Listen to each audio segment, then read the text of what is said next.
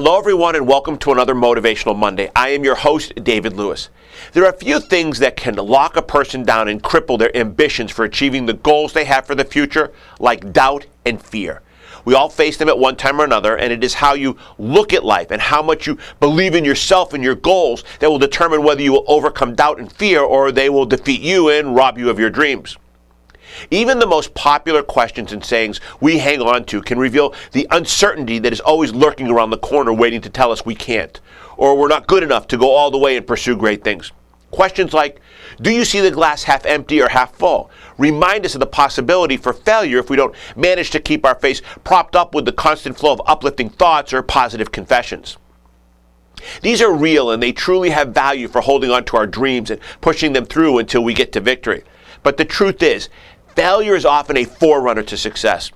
We all experience occasional defeat and temporary failure at different times in our lives. But our victory is not always in winning every battle. It's how we turn our misfortunes or failures into an ultimate victory that wins the war. To quote Dennis Waitley, he says, "Failure should be our teacher, not our undertaker.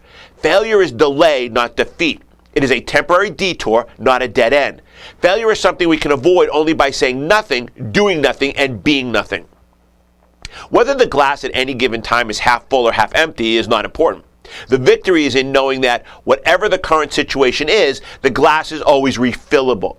It is only when you give up trying altogether that you truly experience failure. Neither success nor failure is final. It is having the courage to continue that really counts in the end. Maybe you're struggling to get a hold of your goals and visions right now that seem to be so clear at one time, but now seems hard to imagine and far away. Maybe your glass has a hole in it and needs to be patched so you can fill it again to an overflowing capacity. Life can throw obstacles in your way, and sometimes they hit you the wrong way and damage your confidence and blur your vision.